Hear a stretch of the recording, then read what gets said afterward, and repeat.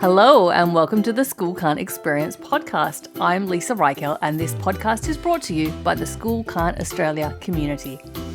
Caring for a young person who is struggling to attend school can be a stressful and isolating experience, but you are not alone. Thousands of parents across Australia and many more around the world face similar challenges and experiences every day. Today, we are joined by Diana, who is a school can't mum of two young people, both of whom have had challenges with mainstream school. Diana is based on the northern beaches of Sydney in Australia. And in this episode, Diana very candidly shares her experience of supporting her son James through his school can't experience. A quick content warning, this episode does make a brief mention of a suicide threat, so please do take care when listening. I hope you enjoy Diana's story. Thank you so much, Diana, for joining us and agreeing to be on our podcast today. My pleasure. What can you tell us about yourself, your family? What's going on for you? Wow, that's where to start. No, look, I suppose in some ways you'd say we're probably a fairly normal. Well, actually, what is normal? My husband and I have been married for a long time. We have two kids. We have our older daughter, Bella, who's 23, who, in hindsight, had her own school can't journey, although we probably called it truancy at the time.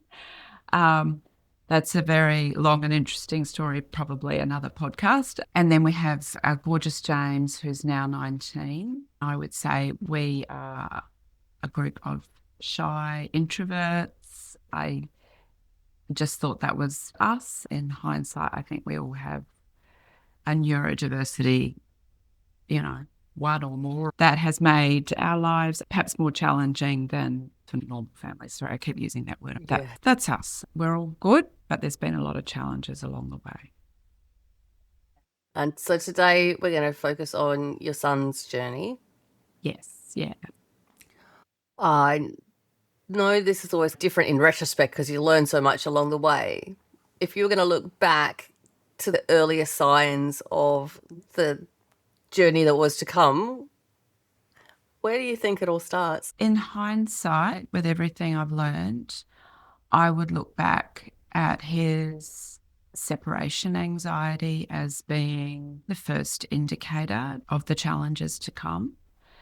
At the time, I thought he was shy and introverted and a homebody, and that was okay. In fact, us introverts have to spend quite a lot of time defending ourselves.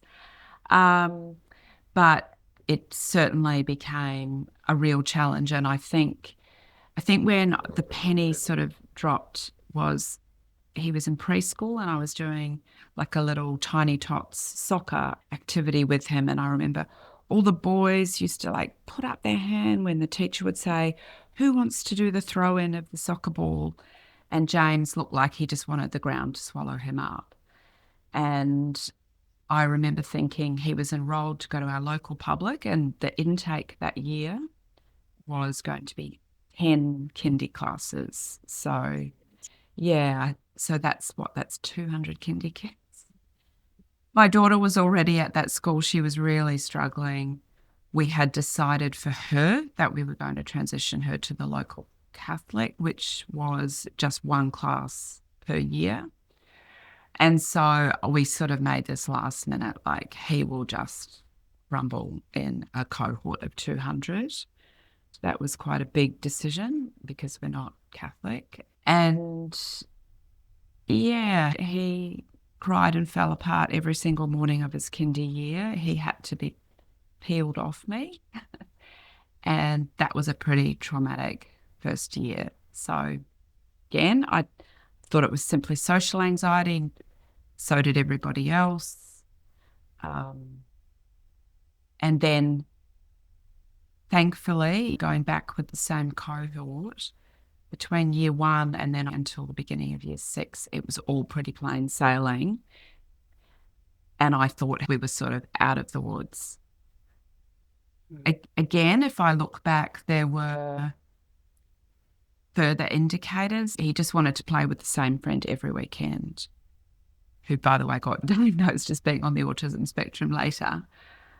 So taking him to Birthday parties was always a bit of a nightmare. What else? The things that he just outright refused to do. Swimming lessons, for example, living on the northern beaches, everyone's supposed to do things like swimming and nippers, and there was just a solid wall that we couldn't get past. If I fast forward to the fact that we did end up with an autism diagnosis, the neuropsychologist said to me, actually, you created quite a autism-friendly environment for your son inadvertently, probably because that is how you liked to live too. I think it is a really common thing, isn't it? Like when we see our kids struggling with different things, and then you inside yourself go, I totally understand. I wouldn't really want to go to a birthday party this weekend either. Exactly. And again, the screaming and what seems like, I think there's this innate seriousness sometimes and things that people find fun and be like, that's just silly. So in hindsight, those were all signs of what was to come. How old was your son when you got the autism diagnosis? He was in year 10, so he was almost 16. It came late because I don't think we went to the right professionals to do the assessment. That is a real learning that I have. If you have any sense that might be the right thing for your child, your local psychologist or psychiatrist, unless they absolutely specialise in it and do the right testing, they're not the right people to make the assessment. So yes, year 10. Lots of kids who do get picked up earlier, that comes about often because teachers mention something from the school experience when they're really young, but that didn't happen. It didn't happen. I think that's the thing with James. Other than his social anxiety, he didn't present in a way that made teachers think things. He was always quite popular. Kids liked him. He was not socially isolated, and I think he was just, cooperative, kept his head down. Obviously didn't have sort of repetitive patterns that maybe showed up. To be honest, it wasn't until I found my way to the school can't community and learnt about PDA that I was the one that this is James, I need to pursue this. And even then it's like, of course, all you get in Australia is, well, PDA is not a thing. It's like, okay, maybe it's not a thing, but it's a good way of describing a collection of autism behaviours and how they show up every day. So, yeah. Let's talk about the school experience and when the wheels started to fall off. So he went through primary school relatively smoothly and then came high school. Exactly. We decided just to follow his cohort because they were a lovely group of boys to the local Catholic boys' school. Big mistake. I think the boys on the autism spectrum and with PDA. And I remember him going on the first day. I remember him coming home and saying, I don't want to go back again. Somehow we managed to get through that year. In year 7, they tend to keep a class together and the class moves around together. But I definitely think, his attendance probably did start to slip in year 7, but not to the point where I was getting calls from the school. I think he was still in the band of normalness when you don't end up with those calls every day. Got through year 7, year 8, I think that's when you went into the different classes, moving between periods, etc. It was also a very blokey school where it was quite normal for the older kids to be a bit rough with the younger kids. A lot of the older, more autocratic style teaching methods were really just shutting James down. Again, they had very academically rigorous. And not that James wasn't intelligent, but the way in which that autocratic style and calling on people in class and the old styles of shame did not suit him. So in some ways, I think when those school shutdowns were called in about March, that was a little bit of a lifesaver or a bit of a circuit breaker, because I think It maybe bought us another 3 months or something. He refused to participate in any online classes. I just could not get him to. Again, I think the school were a little bit like, okay, it's a really strange time for everyone. But then when the school reopened, we really, really, really struggled to get him back. And I think that's because, with social anxiety, it's the exposure therapy, it's the going every day or trying to go every day. And then once you have that long break, I think for James, it was just a mountain he really struggled to climb. And then that's when the school came in pretty heavy-handed with like a behavioural program. They would check in every single day. What were we doing? What was he eating? What was his sleep routines like? And of course, at this point, he was deep into gaming.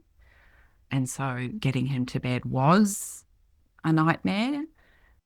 But the assumption from the beginning was it was something you were doing at home that was causing the problem. Absolutely. So it was all parental based, your parenting style, your not enough discipline. And that's what it was absolutely all about. You are not disciplining him. You are not controlling, you are not doing the right things as parents. Yeah, very much.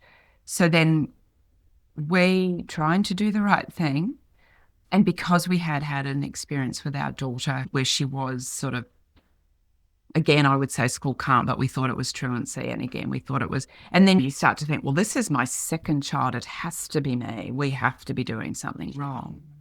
And look, I was never a you must sit there until you finish your dinner type parent because I always thought the child knew when they were full. So I suppose you would say I was a fairly relaxed parent. And then there's all this self-doubt. We got to the point where we had probably started to find psychologists to help. This is where the whole you need to make home really uncomfortable for them came in. And so we tried to make home really uncomfortable. And we said to James, if you don't go to school, you have to leave the house for the day. You can't be in the house. You can't have the comfort of the house. And the school and the psychologists were okay with that? I don't think they really knew, if I'm honest, because this is the whole thing. When they go, make the home really uncomfortable, it's like, what do you mean by that? And they don't really know what they mean. Well, do you just offer, not nothing to eat, but I suppose you make them their school lunch and you put that out and there's nothing else. How do you control that when you're two parents who are working and out of the house? Well, I suppose you get to the point where you switch the modem off and you carry it to work with you, highly impractical. But these are all the things you're forced into. And then, many of us have also experienced some of the violence that comes with that. When with boys, I'm taking the modem and switching it off and taking it to bed with me. And then parents end up having to call the police because there can be violence as a result. So I feel like when professionals say, make the home uncomfortable, they don't know what they're saying. And look, maybe there are examples of some people saying, yes, I did do that and it worked. But I feel like, took it to the extreme. And we then ended up with James basically making a suicide threat because he felt so cornered by us that he felt like he had no way out. And I think we feel very ashamed about that and that was really, really hard. And we ended up at the local hospital in the emergency ward. And is he going to go into the mental health facility with all the, at the time, very, very unwell people? And I just remember sitting there with James and I just said, let's just get the heck out of here. And we just discharged him and got home. And I just thought, I'm going to drive my son to a suicide attempt. And needless to say, my husband and I were not coping at all. And we see that all the time on the school current Facebook page. People are literally at the end of their tethers because you're trying to satisfy the school and keep up with society, I suppose. So I think we just let year 8 peter out, kept in touch with school. And at this point in time, we started trying to find psychologists who could help us with school refusal. And again, all the answers were just teach him how to breathe deeply and blow into a tissue if he's feeling anxious. And, look, they were all very well-meaning, but we just never found our way to anyone that was really helpful. Year 9, we're like, okay, we'll give this another go. He went to school on the first day of Year 9. Second day of Year 9, he's like, I can't get out of bed. Now, keep in mind, we paid a huge amount of school fees in Year 8 for him not to attend. And for them to give you all of that advice. Yes, push the family to the limit. One thing I would say is the school tried, but because of that school environment, sometimes they would say to James, look, you can just do 2 periods and then go home. When James was walking to the office to be picked up by me, some school teacher would come up to him and challenge him and say, where are you going, young man? Why are you walking in the wrong direction? You cannot change a whole school environment, even if you get pockets of understanding. It was that kind of school environment. It still remains a threatening place. It's a threatening place. And it was like, your socks have slipped halfway down your legs, young man, So it was like, oh, for goodness sake, you don't know. I've just been through hell and back for the last 2 hours to get him there. I get him through the door and he is attacked. My daughter's experience when she would occasionally get to school was sometimes the teachers would say, oh, class, why don't we clap Bella for turning up? No. You're like, and you've been through hell and back to get them there. How humiliating. So humiliating. So look, there's so much that still needs to be changed in our school. So I guess we worked out we can't change the school, and James is just suffering and we're suffering. So I rang the school. I'm like, okay, we're giving you notice to unenroll. Normally it's a term's notice. They were thrilled for us to be gone and off their books because we were ruining their attendance statistics and yeah. So off you go. So then we started the distance ed application process. Now, you cannot apply to distance ed from a private school. That's a nice little tidbit.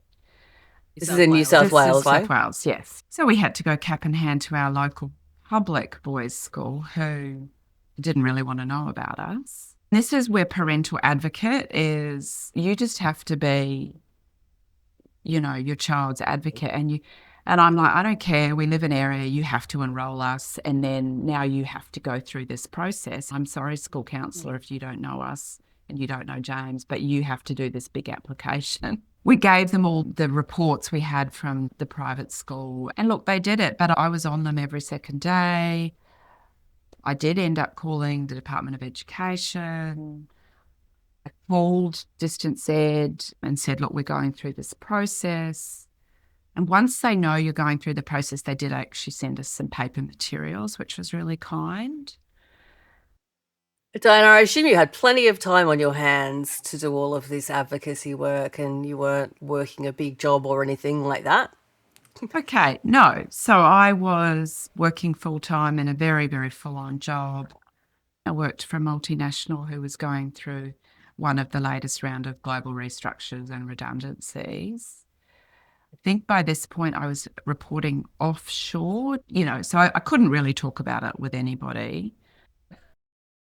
How on earth did you manage to cope with supporting James and everything that he's been through and having your whole approach to parenting challenged and all of that and manage your job? Yeah, I don't know. I think it's sort of like if you're bushwalking and you're 10 Ks in and you break your leg, somehow you manage to drag yourself out. And afterwards you go, I don't know how I did that. Because you have no choice. And I'm not saying I didn't have meltdowns along the way. I absolutely had meltdowns at work and at home. I didn't feel like I could talk about it with anybody. How I managed was finding my way to that School Can't Facebook group. Someone mentioned it to me at some point, and then it's like, oh my goodness, I am not alone. I am not a terrible person. There's a whole lot of good people going through this experience. We just got to keep going through it. I have to survive and I love my son and we're just going to get through this. Yeah. So you're in the midst of all the paperwork and administration of trying to get James into DE. Yes. That's where I learned about this concept of deschooling or just letting him be. And that for parents, it's like letting go in a really scary way because it's the absolute opposite of everything you are being told and everything that the school is telling you. So he got accepted into DE, and then, like so many parents on the school can't Facebook page, he sat down in front of the computer and he said, I can't do this. And that's when you feel like you've lost touch with reality and you're just literally out of ideas. Especially after all that effort to make it happen. Exactly. And I think, thankfully, I was learning about this concept of deschooling. And I also knew through my daughter's experience that year 9 is a little bit of a nothing year. It's like, it's not year 10 where there's sort of some mandatory requirements. And I just thought, if he logs on every now and then and does a tiny bit, that will be enough for us to get through that year. I mean, I feel like he didn't leave his room for a lot of year 9, what I call year 9, age 14, 15.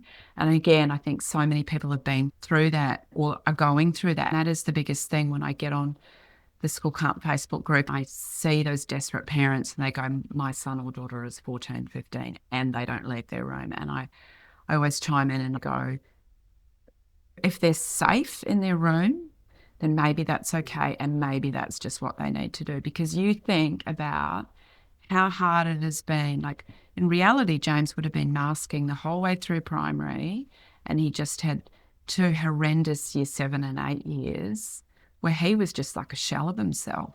And I know that he was so full of shame and he was so upset with himself because he would cry and he would say, why can't I do what everybody else is doing? And of course, we didn't have the diagnosis. In the end, the psychiatrists and psychologists recommended the same program. It was through Uniting. It was called YES, Youth Enhanced Support Services. And they're like, look, we think they are running a really good program that might suit you guys.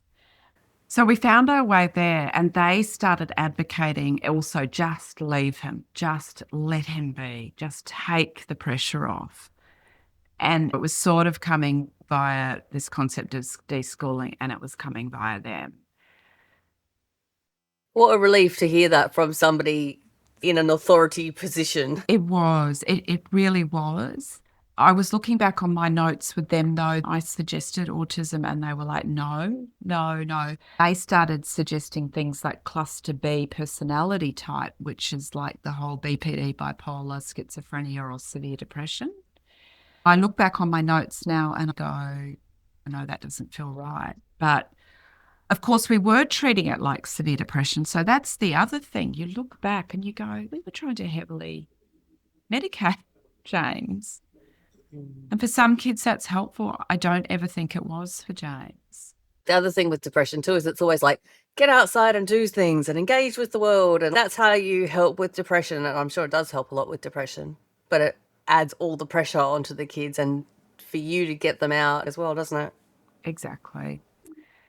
When I think about year 9 or that probably 15-year-old, we decided we're just going to let him be because our family is not going to survive otherwise.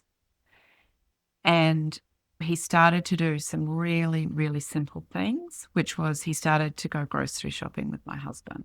Once a week with his hoodie on, he would go 3 suburbs away. We'd take him to a Coles and we'd just say, put whatever you want in the trolley, anything to just get him out of the house. So that was once a week. And then the other thing, my husband was doing like volunteer work, food delivery. And we said to James, hey, we'll give you $50 if you go on this food delivery with Stuart. It wasn't confronting for James because he was just in and out of the car with his dad and dropping food on the footsteps. So that was kind of for him a little bit of a dipping his toe back into the world. Okay, so then I think by year 10, that's when we were like, if you want to put yourself in a position to maybe do year 11 and 12, and the only reason, like, we're not those sorts of parents that are like, you must go to university and you must do year 11 and 12. I'd always been happy, if you want to go to TAFE, if you want to get a job, but just knowing James, he's a smart boy, and I think the sorts of jobs that would suit him would probably require a uni education. So we just didn't want to sort of not keep that option open. And I think that's where we thought, okay, year 10, he will have to hand in some work. And we probably then decided as a family that it was going to be a little bit of a group effort. So I would sit with James and work through the curriculum with him. Now, I'm working full time. And again, what I would say to some parents is if they get an hour and a half of quality learning a day, then that's probably more than they were ever getting in face-to-face school anyway. So I think sometimes we set the bar so high, we're like, I can't distance ed my kid or I can't homeschool them. I'm like, well, you've probably got an hour in the evening that you can find. Or again, with this hybrid working, I was working from home 2 days a week. So if my lunch break was spent with James, then it was spent with James. And again, we feel a lot of guilt. Oh, should we be helping our child? Well, I had to know that he was taking the information in because he's got to do written exams. We did help scaffold the learning, I suppose, is one way to say it. Now, and this is probably around the time when we finally said, let's go to a proper neuropsychologist who does the autism assessment. And she was like, yes, he's at ASD too. And it's like, at this point he's almost 16 and everyone I've ever asked is like, no. All of those opinions are mostly from having a talk to him and absolutely, he's masking his face off. Exactly. And it's also some of the things like, okay, some presentations I think are quite sort of classic, and then other presentations are not. I think the speech for him is just like, it's quite well spoken, but it was our daughter who said, he's a teenage boy from Northern Beaches. He should not sound quasi English, Speaks like a middle-aged man. Yeah, exactly. Any sort of sensitivity to texture or food, he never really had that. But I think he's got sensitivity to sound and noise, but that didn't present particularly obviously. He was always really upset with the high school bus that was really crowded and jam-packed. Now I would think that was an oversensitivity to that stimulation. I think with high masking autistic people as well, they internalize those sensory sensitivities so much that they just think, and I'm, including myself in this, honestly, you think everyone's experiencing it the same way, right? And so you're just like, well, I just need to like suck it up and deal.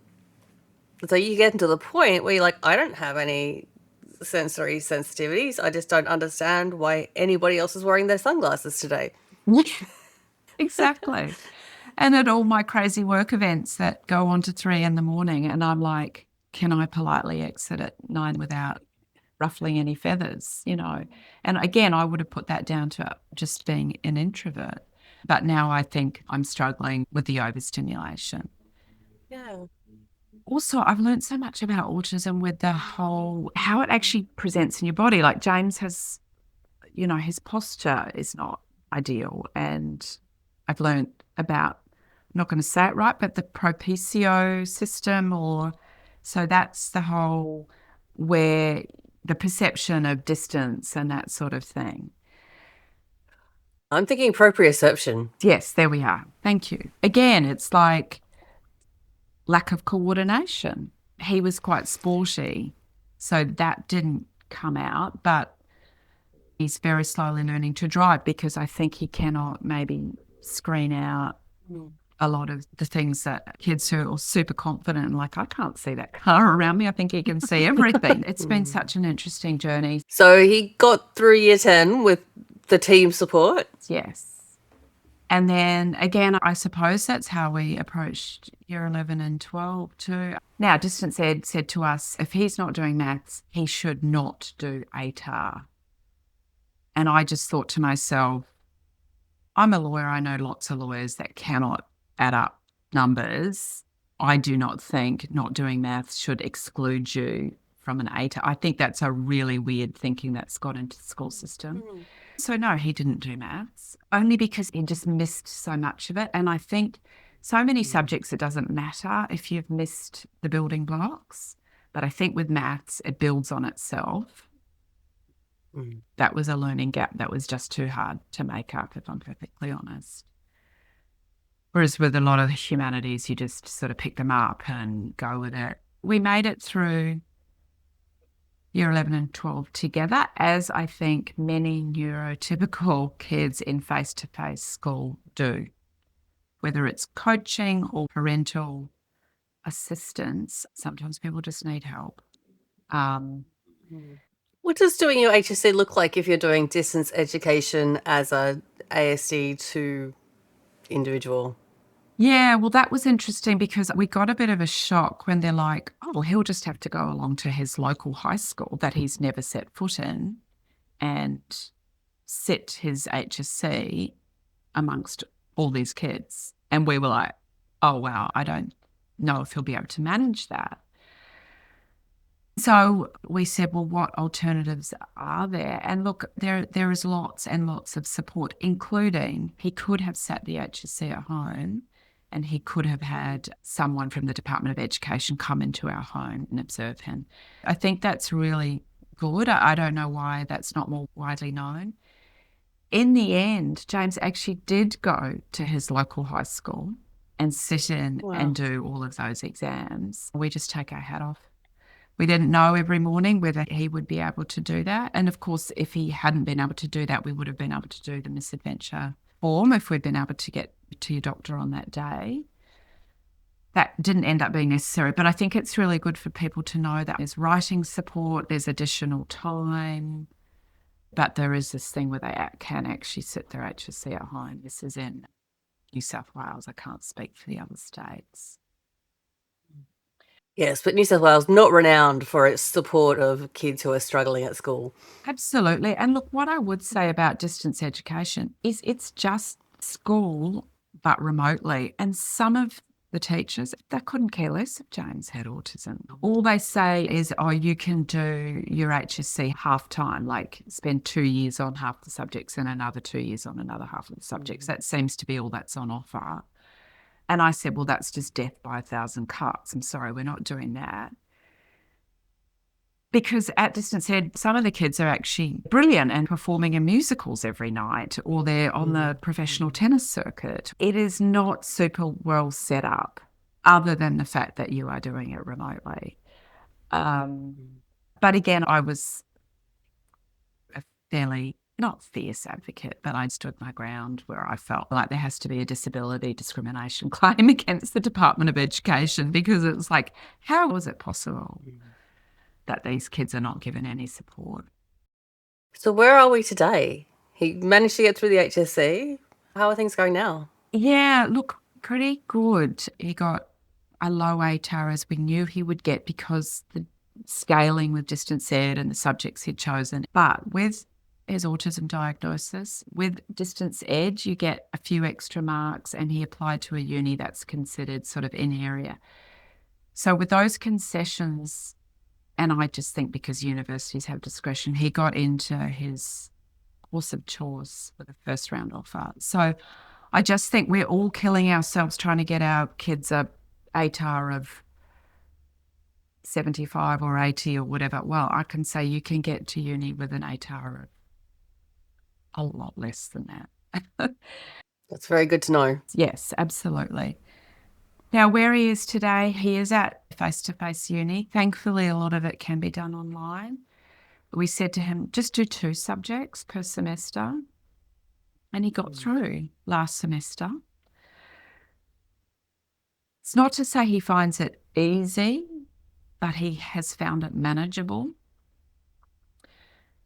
This semester, which we're only 2 weeks in, we said, try 3 subjects. Now on Thursday, I said, you're going in, I know you've got a big day. And he was just like, we were back in year 8 again. He's like, I just can't.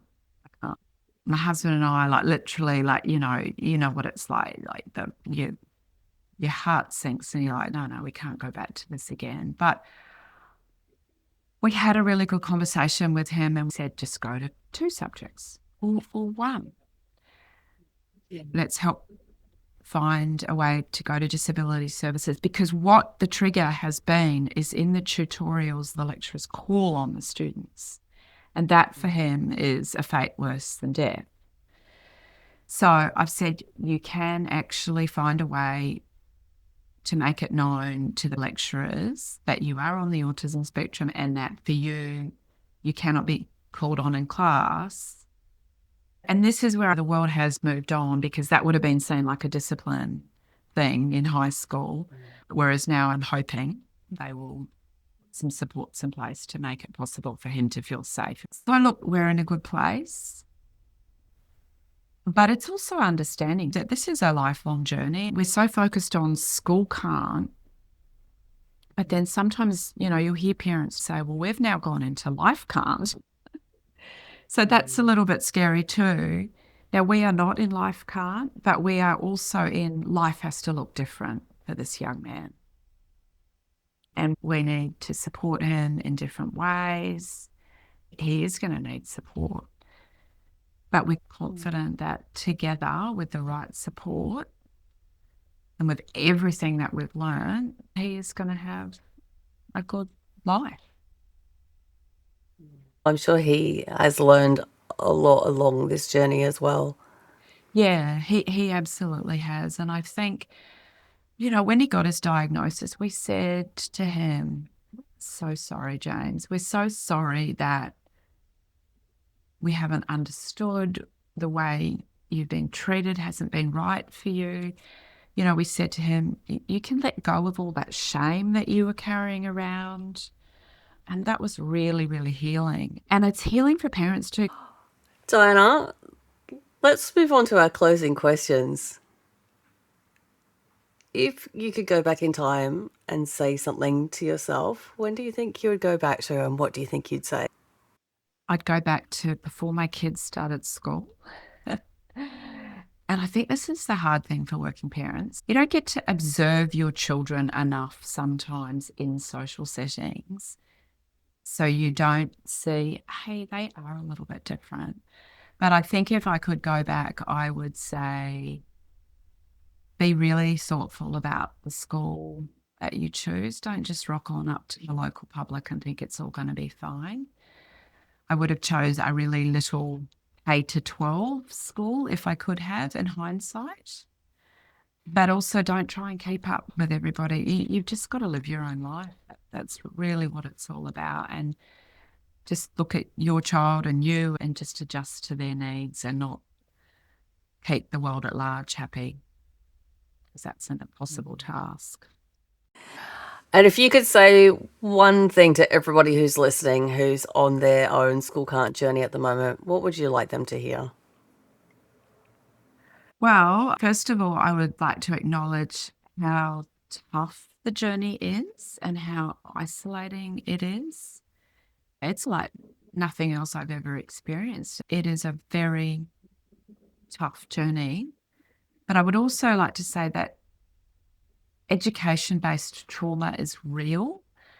Sometimes when our kids don't go to school, it's for their own preservation, that they're trying to protect themselves. And I think there is an art in knowing when to go, enough is enough. And it's okay to say enough is enough. And I'm going to do homeschooling. You know what's enough for you and your child, and nobody else knows that. You mentioned a couple of really useful resources, but if you were going to pick out one that was particularly helpful to you, what would you recommend to people as a school can't resource? I did find that book, Growing Yourself Up by Jenny Brown, Really helpful because it does. I think sometimes we do have to do a lot of work on ourselves to emotionally regulate and look after ourselves. I realised that I was making a lot of decisions when I was in that fight or flight stage. And so just learning about how you calm down your amygdala, and then you're making decisions with the hippocampus or whatever it's called. So I would say if there's any good books that you can read on your own self-regulation to help yourself with this journey, that would be good too. Well, Diana, thank you so much for sharing the story that your family has been through. Really, really appreciate it. Oh, thanks so much. So many thanks to Diana again for sharing her story. There were so many nuggets of insight in there, and I hope there was something that really resonated for you. I put links in the episode notes to the Yes program that Diana mentioned, as well as the Growing Yourself Up book that she recommended. If you found this podcast helpful, please do take a moment to subscribe, maybe even give us a rating or a review. It really does help us get the podcast in front of more people who have school can't kids and who haven't yet found our community and all the information that we share. If you've been inspired to share your own school can't lived experience, and I would love that, please drop me an email to schoolcan'tpodcast@gmail.com. It is such a relaxed process, anyone could do it, and I'd love to hear from you. If you are a parent or carer in Australia and you are feeling distressed, please remember you can always call the parent helpline in your state. A link with the number to call is in the episode notes. Thank you again for listening. We will talk again soon. Take care.